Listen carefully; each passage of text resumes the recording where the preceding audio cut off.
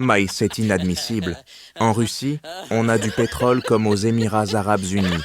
Mais les gens vivent ne plus pauvrement. Et combien y a-t-il de population aux Émirats? 4 millions de personnes. Alors, 4 millions en Russie vivent aussi comme aux Émirats arabes unis. Il y a 3 façons de lutter contre le coronavirus.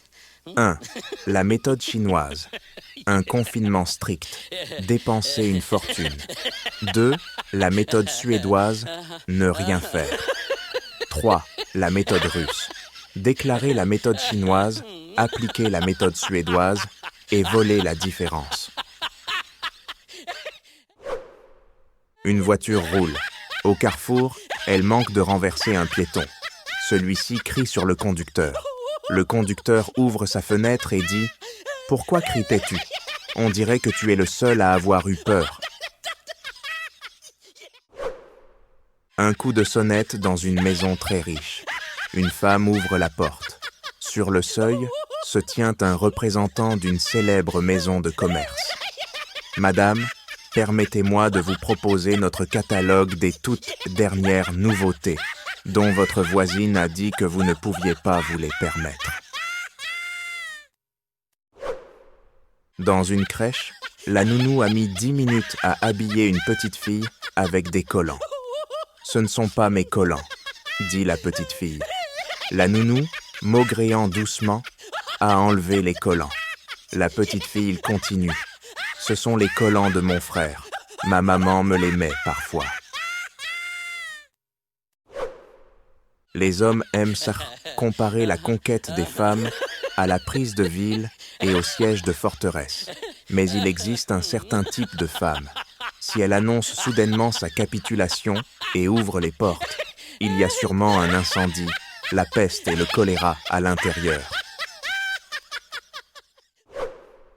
Une 600e Mercedes avec un homme respectable au volant s'arrête au feu rouge. Un sans-abri s'approche de la fenêtre et dit « Excusez-moi, pourriez-vous me donner 10 €? J'ai rien à manger. » « Mais tu vas les dépenser pour boire, non ? » ?»« Non, pas du tout.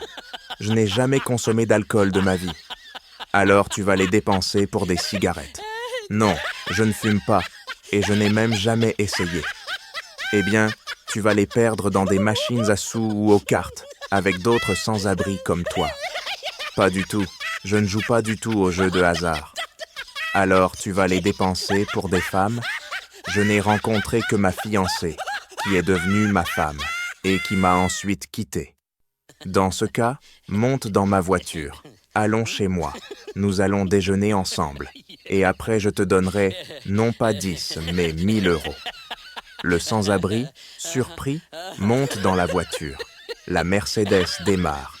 Et après un moment, le sans-abri demande « Excusez-moi, votre épouse ne va pas se fâcher en voyant un type comme moi manger avec vous à la même table ? » ?»« Probablement oui, mais ça en vaudra la peine. » »« Pourquoi ? » ?»« Je veux qu'elle voie ce que devient quelqu'un qui ne boit pas, ne fume pas, ne joue pas, ne danse pas et ne trompe pas. »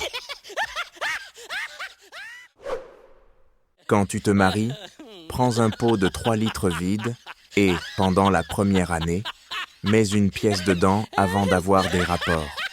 Dans les années suivantes, sors une pièce avant d'avoir des rapports. En général, ce pot suffit pour toute la vie. En classe, un élève répondait correctement à toutes les questions du professeur, ce qui a provoqué un commentaire méprisant d'une camarade. Intello.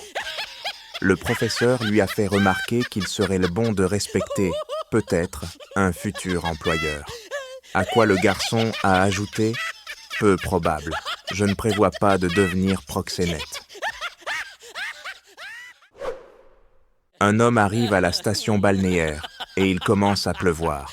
Au bout de 4 jours de ce temps, l'homme décide de rentrer chez lui. Le propriétaire de l'hôtel est surpris. Qu'est-ce qui se passe ? Et vous demandez encore ? Regardez ce temps. Mais chez vous, il peut aussi pleuvoir. Vous savez, notre pluie est moins chère.